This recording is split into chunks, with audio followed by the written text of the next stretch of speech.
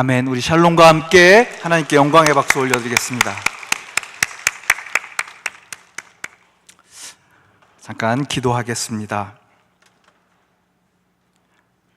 존귀하신 하나님, 주님의 말씀 앞에 섰습니다. 말씀을 듣는 사람들 한 사람도 주님의 말씀에 비껴가지 않도록 도와주시고, 그 말씀이 우리 영혼의 부딪혀옴을 느끼면서 삶이 변화됨을 체험하는 귀한 시간이 되게 인도하여 주시옵소서. 예수님의 이름으로 간절히 기도드리옵나이다. 아멘. 어느 불행한 여인이 있었습니다. 엘리자베트라는 이 여인은 결혼한 지 얼마 안 되어 남편을 잃고 말았습니다. 작은 전세방에서 외롭게 살고 있는 그녀의 뱃속에는 생명이 자라고 있었습니다. 가엾은 이 여인의 유일한 관심은 뱃속의 아기였습니다. 몇 달 후 드디어 한 사내아이가 태어났습니다. 여인은 모든 슬픔과 그러면서도 감격이 담겨져 있는 눈물을 흘렸습니다. 이 가난하고 슬픈 젊은 엄마를 벌써 몇 달 전부터 조용히 도와주고 있던 옆집 노인이 계셨습니다. 그런데 그 노인이 아이를 안고 있는 그 엄마에게 찾아와 이렇게 말했습니다. 엘리자베트 부인, 이제 이 아이를 위해서 소원을 하나 잘 생각해 보십시오. 딱 한 가지 소원이어야 합니다. 그 소원을 오늘 그 아이의 얼굴을 보면서 빌게 되면 그 소원이 이루어질 겁니다. 이렇게 이야기하는 것이었습니다. 아이 엄마는 아기를 안고 하루 종일 고민을 했습니다. 아버지도 없이 이 세상을 살아갈 이 아이에게 어떤 소원을 빌어 주어야 할까 고민하면서 말이죠. 그러다가 저녁 무렵이 되어서 소원 하나를 생각해 낸 다음 아이의 얼굴을 보면서 이렇게 소원을 빌었습니다. 엄마의 소원은 모든 사람이 너를 사랑하지 않을 수 없게 되는 거란다. 이렇게 소원을 빌었습니다. 그 소원은 이루어졌습니다. 세상 모든 사람들은 그 아이를 사랑하지 않을 수 없었습니다. 모든 사람이 그의 곁에 있고 싶어서 안달이었습니다. 그는 그야말로 온 세상의 사랑을 받는 사람이었습니다. 독일의 작가 헤르만 헤세의 소설 아우구스투스에 나오는 주인공의 인생입니다. 어디서나 사랑을 받는 남자 청년 아우구스투스의 삶은 정말 멋져 보였습니다. 여러분, 그 아우구스투스에게 가장 쉬운 일이 뭐였는지 아십니까? 그것은 아름다운 여인의 사랑을 차지하는 일이었습니다. 세상에서 가장 쉬운 일. 아우구스투스의 어머니가 돌아가신 후에도 그 소원의 마력이 사라지지 않았습니다. 그는 언제든지 사람들의 사랑에 에워싸여 있었습니다. 그런데 놀랍게도 그의 삶은 전혀 행복하지 않았습니다.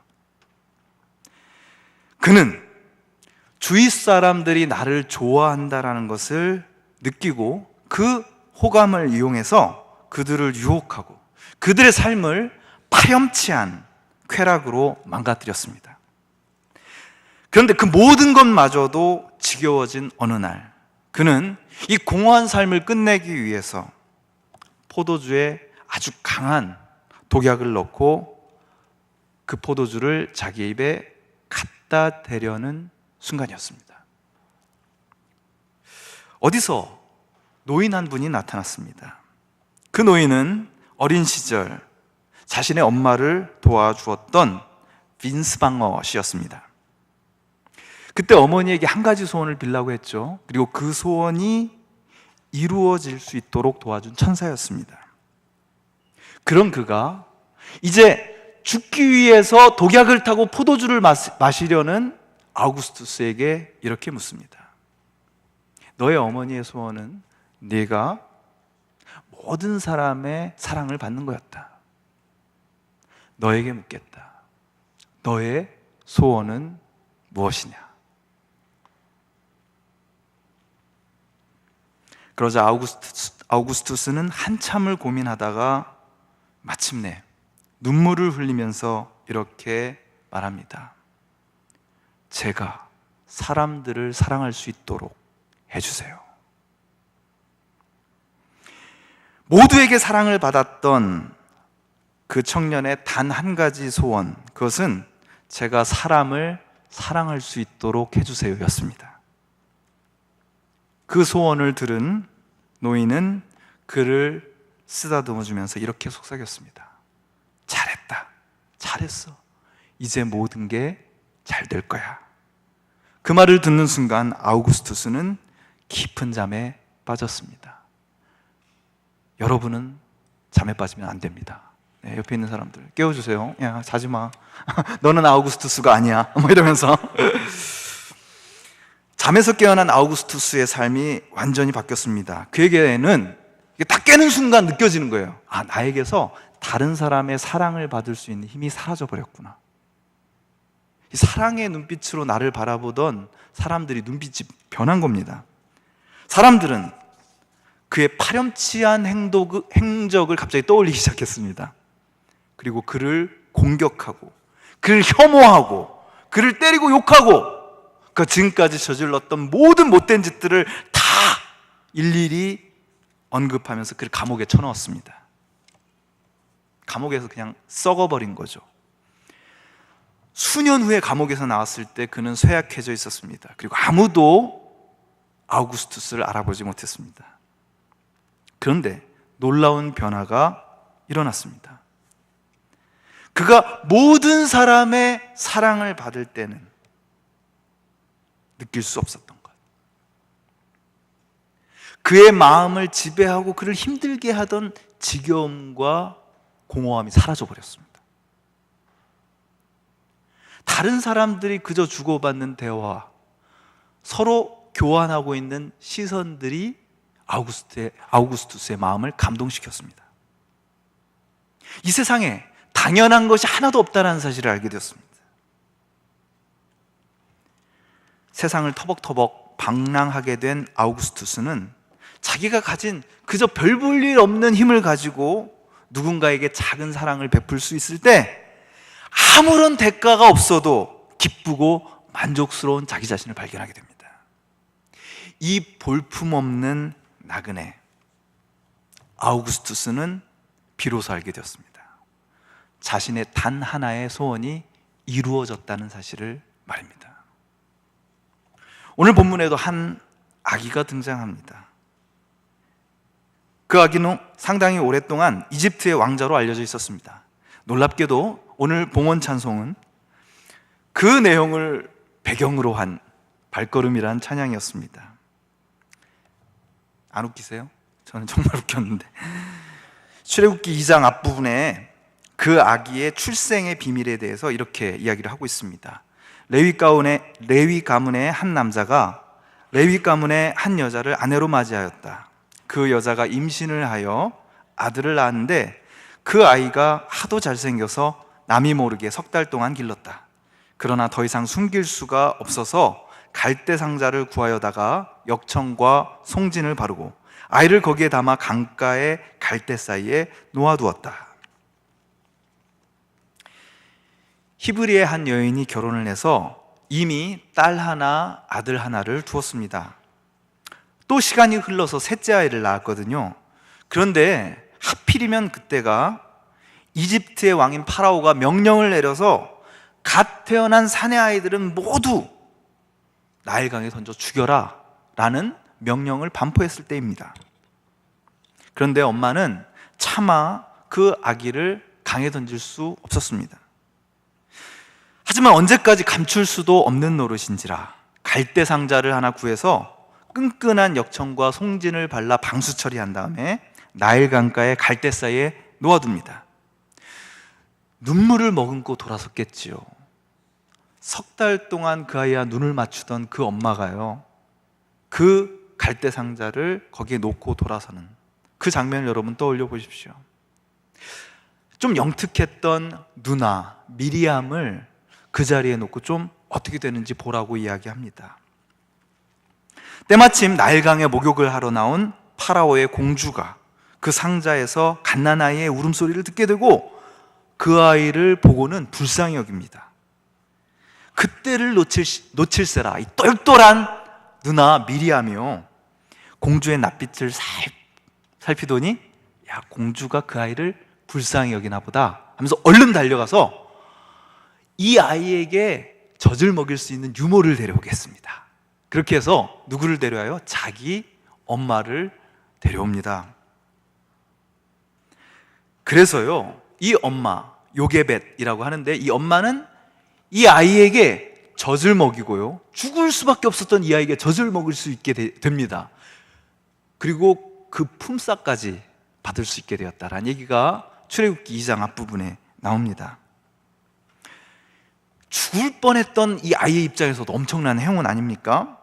그 아이의 이름을 건져냄이란 뜻의 모세라 했다, 이렇게 나와 있습니다. 여러분, 다른 아이들처럼 죽음을 당하지도 않고 오히려 파라오의 궁궐에서 많은 사랑을 받으며 자라난 청년, 그의 생애는 불멸의 이야기가 되어서 오늘 우리에게도 전해져 옵니다. 이집트 왕자 1, 2 이렇게 해가지고 애니메이션으로 나왔기 때문에 다 알고 있는 이야기이기도 하죠.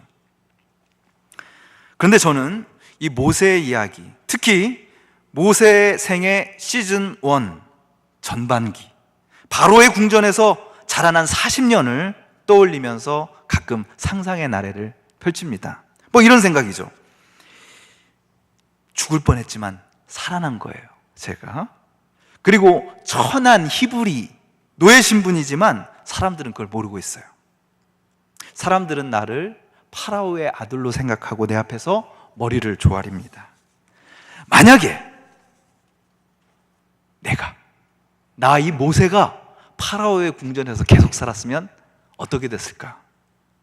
그렇다면 모세는, 아니 저는, 제가 계속 헷갈리고 있는 거예요. 모세와 나를 동일시하면서 선택받은 사람, 왕자의 신분과 권력과 명성이 주는 특권을 누리면서 많은 사람들의 사랑에 애워싸여 살 수 있었을 텐데, 그런 생각을 좀 해보는 겁니다. 그런데 괜히 사고를 쳐가지고 그 욱하는 심정 때문에 사고를 쳐서 위대한 집, 그레이트 하우스, 파라오의 영광에서 낙오되었단 말인가? 안타깝다, 그런 생각하는 거죠. 물론 우리는 그 이후에 영웅 모세의 위대한 행적들을 많이 압니다. 그러니까 동시에 우리는 알고 있어요. 얼마나 많은 사람들이 모세를 욕하고 모세를 힘들게 하고 괴롭게 하고, 결국은 인생의 목표였던 가나안 땅에도 못 들어가고 느보산에서 숨을 거두었는지 말입니다. 여러분, 그렇게 살고 싶으십니까? 아닐 것 같아요. 저의 상상은 자꾸만 모세가 그냥 파라오의 궁궐에 있었다면 어떻게 됐을까, 그쪽으로 자꾸 쏠리는 것 같습니다. 모든 세대의 영웅 이야기들은요, 저 같은 어린이의 상상을 촉진해주는 장점도 있습니다. 하지만 영웅 이야기의 치명적인 약점이 있습니다. 그것은 듣는 이가 자꾸만 그 영웅과 자기 자신을 동일시한다는 겁니다. 그 영웅 주변에서 죽어간 사람들, 그 영웅의 주변에서 이름도 없이 빛도 없이 힘들게 살아갔던 사람들은 자기와는 무관한 삶이라고 생각한다는 것입니다. 역시 제 설교는 어렵죠? 지난주 허경만 목사님의 설교에 비해서 자기 동일시가 주로 주인공인 영웅하고 이루어지고요, 그 외에 다른 사람들의 삶은 자기가 무관하다고 생각하는 것이 영웅 민담의 약점입니다. 쉽게 얘기하면 오늘 우리 시대의 크리스찬들은, 적어도 저는요, 모세하고 저를 동일시하는데 아주 익숙합니다. 내가 모세와 같은 시대에 태어나서 즉시 나일강에서 죽어야 했던 나머지 99.999%의 어린이라고 꿈에도 생각하지 못하는 것입니다. 그렇게 생각하고 싶지 않은 것이죠. 모세는 홀로 건져냄을 받았습니다. 같은 또래의 다른 아이들은 다 죽었지만 나는 살아남았습니다. 다른 사람들은 하루하루 전쟁같이 힘들게 살고 있지만, 그리고 다른 사람들이 그렇게 지옥 같은 삶을 살게 만든 사람이 바로 그 파라오이건만, 나는 그 집안의 선택을 받아서요, 누릴 것 다 누리고 살아가고 있습니다. 바로 여기에 모세의 이야기가 우리에게 주는 뭔가 거부할 수 없는 매력이 있어요. 뭡니까? 나도 그렇게 되고 싶다 입니다. 우리 안에 있는 욕망의 코드와 비슷한 그런 것을 모세의 이야기 시즌 1이 가지고 있는 것입니다. 지금 우리는 헬 조선에 살고 있다고 이야기합니다. 이곳을 지옥으로 만든 사람들이요, 대부분 높은 자리에 있습니다. 그들이 젊은 청년들의 삶을 괴롭히고 있습니다. 그러나 우리는 이렇게 생각합니다. 나는 죽지 않을 거야. 나는 죽지 않을 거야. 나는 언젠간 저 높은 사람들의 선택을 받아서 취업을 하게 될 거야. 그리고 그들의 인정을 받겠지. 다른 아이들은 물에 빠져 죽었지만, 내 동기들은 차가운 팽목항 바다에서 죽었지만 나는 살아났잖아. 앞으로도 계속 살아날 거야.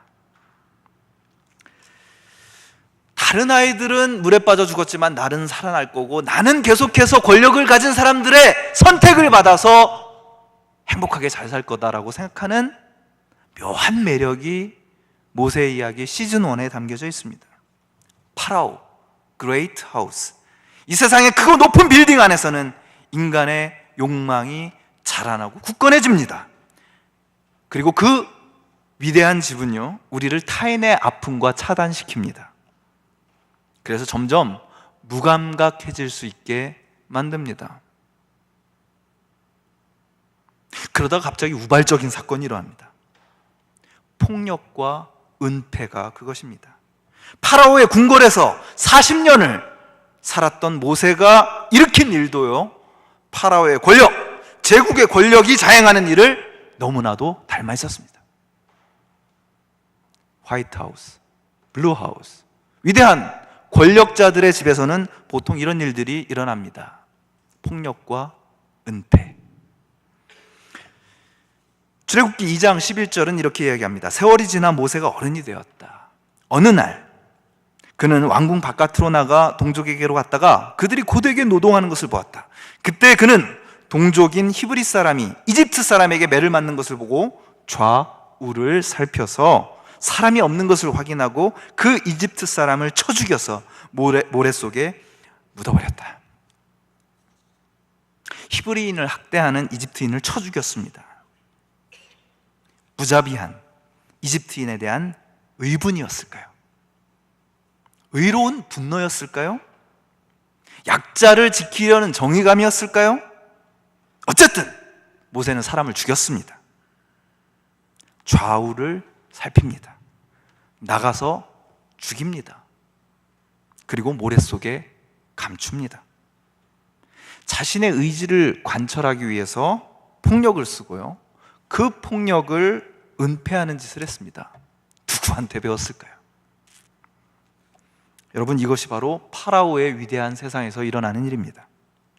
다른 사람의 고통과 단절된 삶, 그래서 자기의 의지와 감정이 제일 중요해진 사람은요, 그걸 관철하기 위해서 폭력을 쓰는 것을 그렇게 꺼려하지 않습니다.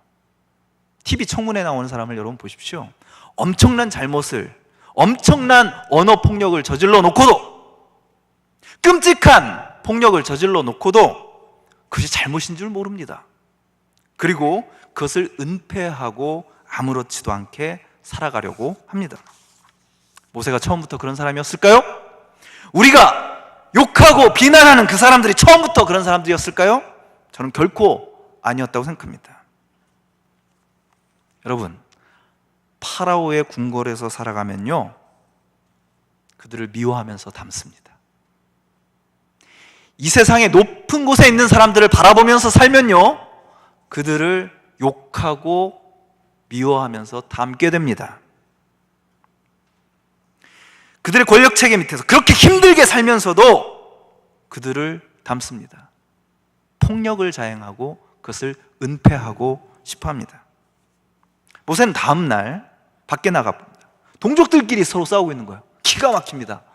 아니, 내가 어제 그렇게 이집트 사람한테 당하는 걸 내가 구해줬는데 니들 지금 뭐 하는 거야? 자기가 살인한 건 생각 안 하고요. 그렇게 개입해서 자신의 영향력을 끼치고 싶어요. 왜냐하면 나는 대단한 사람이니까. 그런데 두려운 사실을 알게 됩니다. 자기가 사람을 죽였다는 사실, 그리고 아무도 모를 거라고 생각했던 그 사실이 이미 탈로 나버린 것을 알게 된 것입니다. 파라오는 그 사실을 알고 모세를 죽이려고 합니다. 결국 모세는, 이집트 제국의 왕자였던 모세는, 선택받은 사람이었던 모세는, 사람들의 사랑과 인정을 받는 사람이었던 모세는 미디안 광야로 도망가는 신세가 되었습니다. 여러분, 잠에 빠져 계신 아우구스투스 여러분, 시즌2를 맞이하기 위해서 우리는 파라오를 떠나야 합니다. 우리의 마음을 파라오에게 두어서는 안 됩니다. 그리고 그거 아십니까? 하나님께서 결국은 여러분을 파라오에게서 떠나게 하십니다. 그런 걸 세상적으로는요, 뭐 실직, 혹은 질병, 혹은 누군가의 죽음, 이렇게 이야기를 합니다. 파라오의 세계 안에서, 그 안에서 더더욱 사랑을 받는 삶을 살고 싶은데요, 그렇게 내버려 두지 않으십니다. 더 높은 곳에 올라가고 승진하고 인정받고 사랑받으면서 살고 싶은데, 그런데 하나님은 우리를 그냥 내버려 두지 않으십니다. 웬만하면 다른 세상 사람들처럼 살고 싶은데 꼭 사고를 치게 만드십니다. 혹은 사고를 당합니다. 그래서 인생의 광야를 만나게 하십니다. 살면서요, 누구 한 사람 예외 없이 이 광야를 만납니다. 아무도 나를 도와줄 수 없는 곳, 삶의 황량함과 무기력함과 공허함이 나를 엄습해서 나의 자금을 뼈저리게 느끼게 하는 광야, 그런 시간. 어떤 사람은 20대 만납니다. 어떤 사람은 30대에 만나고요, 20대, 30대 요리조리 잘 피한 사람들은 40대, 50대에 만납니다.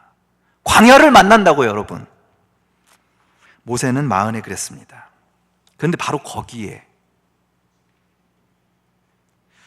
우물을 예비해 두시는 분이 계십니다. 반드시 우물을 만납니다. 이것이 진리입니다, 여러분. 여러분, 아무리 피해도 광야를 만나게 되어 있고요, 그 광야에서 아무리 헤매도 반드시 우물을 만나게 되어 있습니다. 그런데요, 그 우물이 나의 목마름을 해결하기 위한 자리가 아니라는 사실이 대단히 중요합니다. 그 우물은 모세의 삶의 결정적인 변화를 상징하는 곳이다, 그렇게 생각해 봅니다. 그 어느 구약학자도 그렇게 얘기 안 하지만 제가 묵상하면서 그런 생각을 해보게 되었습니다. 16절, 17절을 볼까요? 어느 날 그가 우물가에 앉아있을 때이다. 미디안 제사장에게 7딸이 있었는데 그 딸들이 그리로 와서 물을 길어 구유에 부으며 아버지의 양떼에게 물을 먹이려고 하였다. 그런데 남자 목자들이 나타나서 그들을 쫓아버렸다. 그래서 모세가 일어나서 그 딸들을 도와 양떼에게 물을 먹였다. 여러분, 놀라운 장면입니다. 그렇게 많이 성경을 읽으면서 왜 이 부분에 그렇게 주목하지 못했는지 생각해 봤습니다. 여러분, 광야는 위험한 곳입니다. 여자 혼자 광야를 돌아다니는 일은 너무나 위험한 일이었습니다. 그래서 7명의 자매들이 양떼를 몰고 우물을 찾아옵니다. 혼자 광고하기 쑥스러우니까 막 무리를 지어서 나와가지고 이 광야 같은 강대상 위에서 광고를 해야 합니다. 뭐 그런 거죠. 뭐 남자들은 언제든지 약한 여자들을 보고서 접근해서 린치를 가하고 그들의 권리를 빼앗는 일들을 했습니다. 아마 그 당시 우물가에서 흔히 볼 수 있는 장면이었을 것입니다. 억센 힘을 가진 남자들이요, 그 7명의 여인들에게 모욕을 주고 때리고 그리고 겁을 주어서 쫓아내게 했을 겁니다. 그러면 그 여인들은 아마 울면서 또 터벅터벅 그 뜨거운 사막을 걸어서 다른 우물을 찾아야 했을 것입니다. 자기의 삶에 힘겨웠던 모세, 늘 사랑받는 데만 익숙해서 아마 늘 에어컨이 나오는 그 파로의 궁전에 익숙했던 모세가 지금 찜통 더위에 미디안 광야를 지나다가 마침내 우를 만났는데, 그래서 절망을 곱씹으면서 어쩌면 그 남자 목동들처럼 그 여자들을 내치고 먼저 그물을 차지하기 위해서 달려들었어야 할 그 모세가 일어납니다. 그리고 그 비천한 여자 양치기들을 도와줍니다. 내 인생의 목마름에 집중하지 않고 다른 이의 목마름을 먼저 채워준 것이죠. 다른 신학자들은 어떻게 볼지 모르겠지만 저는 이 미디안 우물가야말로 모세의 인생의 중요한 터닝 포인트라고 생각합니다. 그리고 저는 바로 이번 8월이, 그리고 이번 여름 수련회가 여러분의 삶의 그런 터닝 포인트가 되기를 간절히 바랍니다. 아는 사람은 뭐 다 아시겠지만 제가 설교 초반에 얘기했던 헤르만 헤세의 소설 아우구스투스는 로마 제국의 첫 번째 황제를 가리키는 말입니다.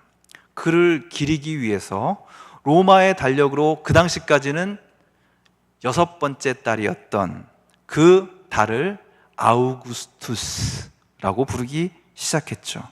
영어로는 어거스트, 8월입니다. 너무나 더워서, 너무 메말라서 힘든 8월은 많은 청년들에게도 광야와도 같은 시간입니다. 그런데요, 우리를 정말 힘들게 하는 게 뭘까요? 어쩌면 그것은 우리 안에 있는 너무나 인간적인 소원 때문 아닐까요? 이 세상에서 모든 사람이 나를 사랑하지 않고는 못 견딜 거야. 내가 사랑을 받고 싶은 욕구, 다른 사람의 사랑을 받고 싶은 욕구입니다. 그 욕구가 채워지지 않는 한 우리 삶은 너무나 목마르고 힘듭니다. 우리의 소원이요, 우리 부모님의 소원을 닮아가지고 그렇다니까요. 다른 사람이 나를 사랑하지 않고는 못 견디게 해주세요. 그걸 고스란히 물려받아 놓고서 부모님은 또 미워합니다. 그런데 헤르만 헤세의 동화 아우구스투스는 바로 그 소원이 바뀔 때 우리의 삶에 진정한 행복이 찾아옴을 알려줍니다.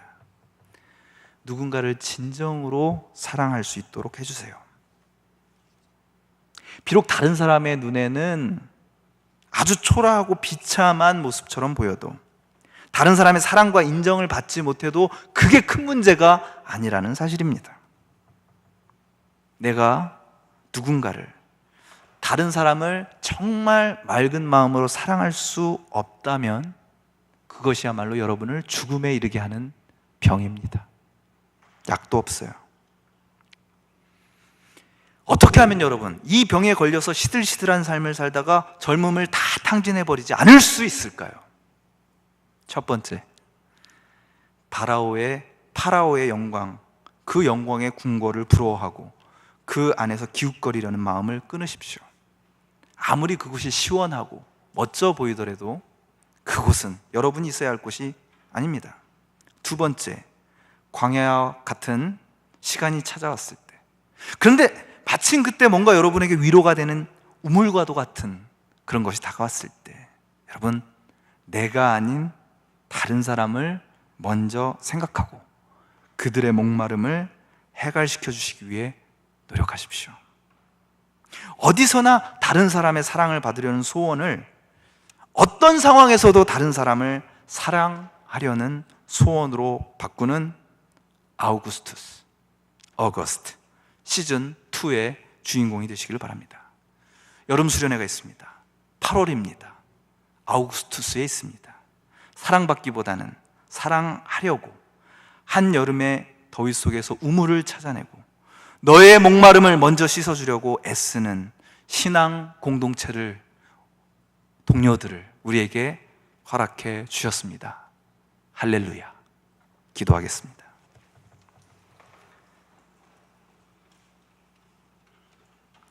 주님, 사랑을 받지 못해서 안달하는 우리의 삶을 누군가를 진심으로 사랑하기 위해서 낮아질 수 있는 삶으로 바꿔 주시옵소서. 파라오의 궁궐에서 영화를 누리는 삶, 다른 아이들은 다 빠져 죽고 다른 사람들은 여전히 밖에서 노역으로 힘들어하는데 나 혼자 편안하게 살 수 있는 그런 삶을 바라는 그런 어리석음에서 우리를 구원하여 주시옵소서. 비록 더운 계절이지만 우리의 삶이 편안하고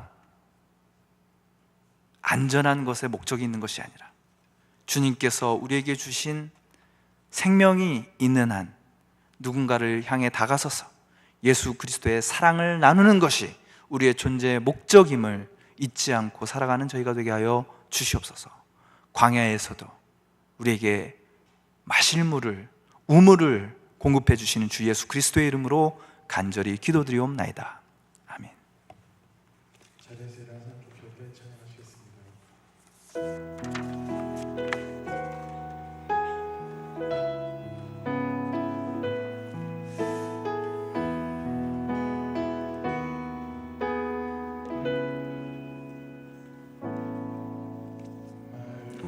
이상한 자를 고치시는 주님, 하늘의 아버지 날 주관하소서.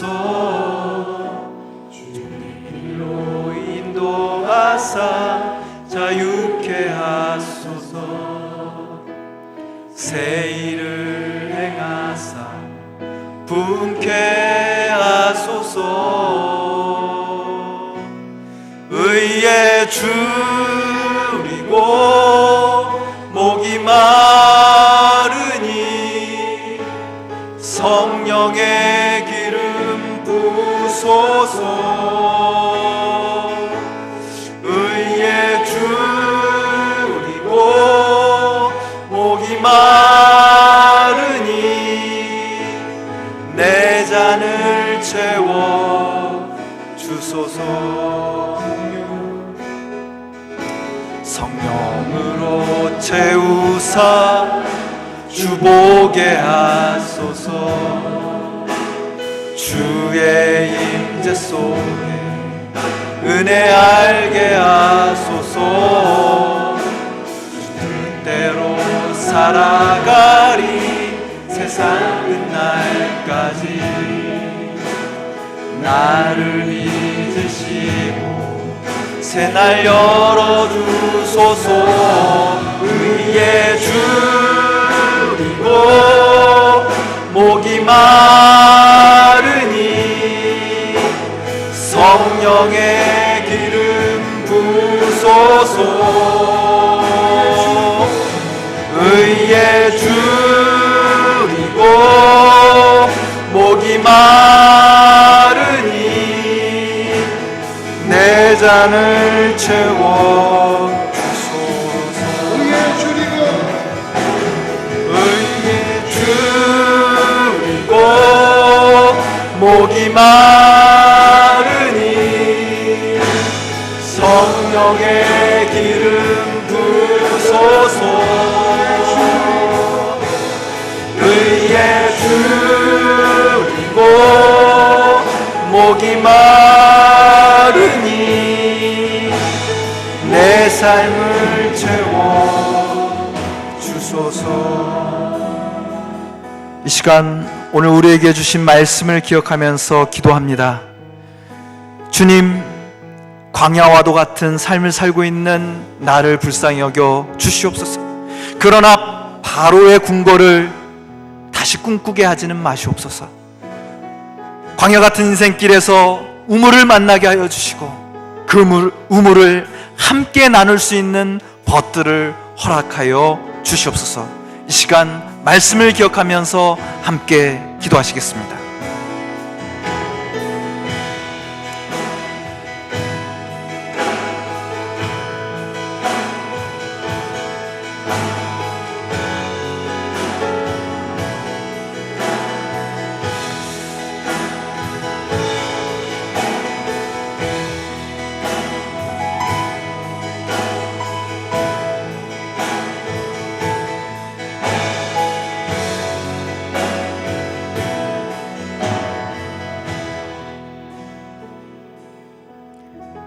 고난당하는 히브리인들을 애굽 땅에서 건져내신 하나님, 오늘 우리가 바로의 궁궐에 있는 시원한 물을 그리워하지 않도록 도와주시옵소서.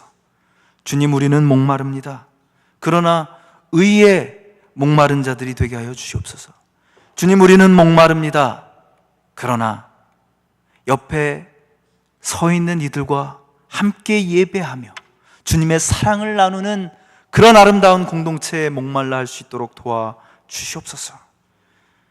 바로의 궁전에 있는 시원한 맛있는 물이 아니라 광야에서 어렵사리 발견한 미지근한 물일망정, 함께 나누는 이들이 있기에 기뻐하면서 서로에게 먼저 마실 수 있게 해주는 마음이 우리 안에서 싹틀 수 있도록 도와주시옵소서.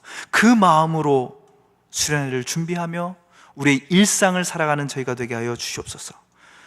이 아름다운 공동체에 김준식 형제, 김대구 형제 보내주심을 진심으로 감사드립니다. 두 사람의 손을 맞잡고 광야에서 우물을 찾아나가는 일을 해나갈 수 있는 저희들이 될 수 있도록 인도하여 주시옵소서.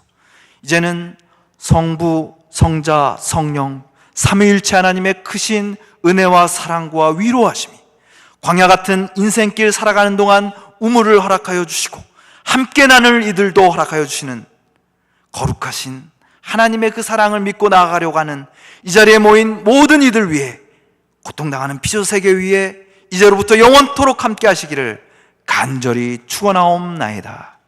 아멘.